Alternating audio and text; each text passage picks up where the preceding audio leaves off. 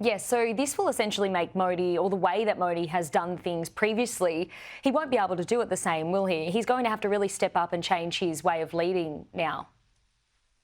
Yes, that's right. So Modi's been in a very unusual position for most Indian leaders. Coalitions are the norm in India, and these kinds of negotiations between different parties, different interests, this is the kind of the thing that most Indian leaders have to do. But for the last decade, Modi's been able to rule pretty much on his own and allow his party to dominate. So now he's got to work with these two coalition partners. He's going to have to bring these parties into government in some sense. He's going to have to hand out ministries and allow them to control those particular areas of policy. And that's not something that Modi has ever had to do in the last decade. And also, earlier than that, he was 12 years as chief minister of Gujarat. And then he was also in a very privileged position of never having any major coalition partners. So he's very much more constrained than he ever has been in the past. Yes, well, I was reading an article this morning where Modi was sort of, of course, claiming victory and this is a great thing, whereas the opposition was saying deep down they believe it's a real moral defeat for Modi here and that this would be really hurting him, not only on a political level but on a personal level as well. Anthony Albanese, our Prime Minister, has, of course, congratulated Modi in a phone call. What does this mean now for Australia's diplomatic relationship with India moving forward? Well, that's a really good question. I think there's a fair amount of stability in terms of India's foreign policy, its strategic policy, its commitment to things like the Quad and the bilateral relationship with Australia.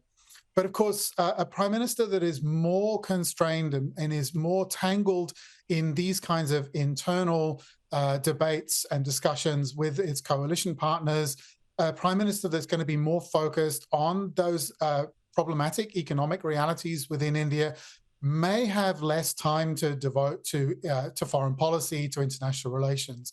So for Australia, I think we're going to have to cope with the fact that India's government may have a little bit of a less time to commit to some of the things that we're interested in. And I think we also need to start looking beyond Modi. He'll no doubt stay prime minister for the next 5 years, but I think we can anticipate that at the next election we'll see a change of government and possibly a change of direction in India's foreign policy. And we've got to start preparing for that now.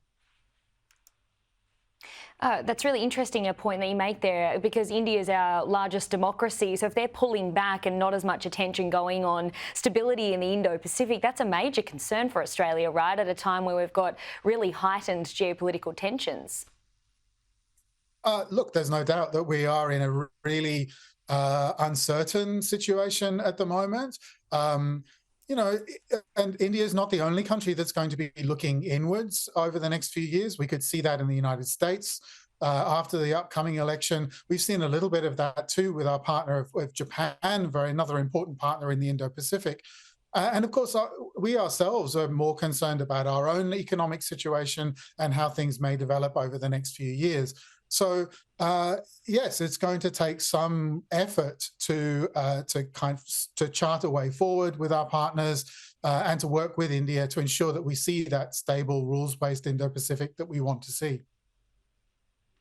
And of course, we've got the strategic alliance with Quad as well. Ian Hall, thank you for your time today. Appreciate it. Thank you very much indeed.